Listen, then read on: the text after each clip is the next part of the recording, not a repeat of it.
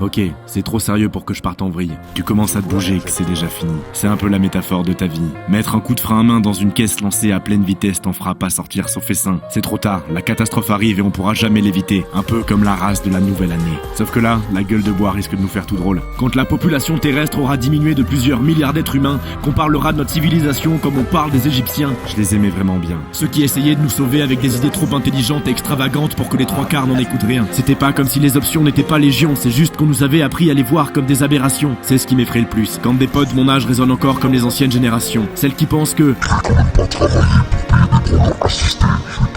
Bah non, c'est vrai, enferme-toi dans ton économie de marché, celle qui a déjà tout niqué, tant qu'à faire, passe la 5e, faudrait pas te rater. Alors on entend des plus hautes sphères du pouvoir que la solution c'est sûrement de responsabiliser la misère. Parce que s'ils sont pauvres c'est qu'ils sont cons, et s'ils sont cons c'est qu'ils sont pauvres. Je trouve ça drôle. C'est facile de se faire moraliser pour tout et n'importe quoi. Mais eux, quand est-ce qu'ils feront leur taf pour une fois? Comme le disait Aurélien, ne plus faire de l'écologie pour un politique, sa priorité devrait de suite éliminer des scrutins. J'aimerais avoir la naïveté de croire que le système peut encore tenir debout. Certains trouveront des réponses dans les nouvelles technologies, mais elles aussi ont des failles quand les ressources viennent à manquer. Plus le temps passe, plus mon smartphone demande à ce que du sang soit versé. Bien trop souvent, ceux d'en haut s'en foutent du bien commun, servent leurs propres intérêts. S'il y en a qui ont compris qu'il fallait sauver leur peau, c'est bien eux. Ils sont malins, en tout cas certainement plus que toi. À partir de quel moment as-tu accepté de passer tous les jours de ton unique vie à faire la même routine? Celle qui te déplaît. Ne jurer que par le prisme de la croissance a rendu l'humanité aveugle aux conséquences de ses actions. On la désire tellement infinie, et nous on suit.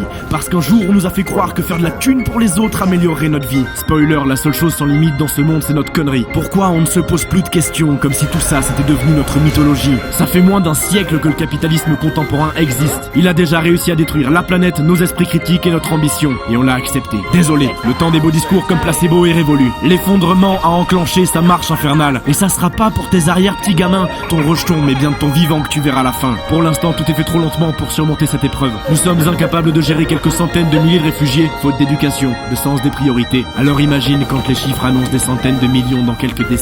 La montée des eaux, plus potable, le seul horizon qui se profile, celui du conflit. Tout ce qui est bon est mauvais, tout ce qui est humain libéralisé est égoïste. On a l'équivalent de 3 fois la consommation alimentaire mondiale dans les mains et pourtant certains crèvent encore de faim. Et on va te parler de surpopulation. Le permafrost commence à fondre, les dominos de l'apocalypse ont commencé à tomber. Puis, tant qu'à sombrer, autant entraîner le reste du vivant avec nous. Quand la nouvelle extinction de masse a commencé, otage de notre intelligente absurdité, où l'homme se développe, la biodiversité se meurt, c'est dans notre nature profonde. Oui, c'est encore plus violent que ce que tu crois. Bienvenue dans World 3. Notre mode de vie est déjà mort. Le monde que tu connais va radicalement changer au cours du siècle à venir. L'impact est inévitable et la transition n'aura rien de doux. La seule chose qui aurait tendance à me rassurer, c'est qu'au pied du mur, parfois, notre race agit enfin. Comme si notre salut n'arrivait qu'en voyant la fin. C'est trop tard pour tout préserver. Mais il est encore possible d'amoindrir les dégâts. De faire preuve d'intelligence au moment où notre espèce en a le plus besoin. Si notre civilisation est damnée, on peut encore donner une chance à la suivante d'exister.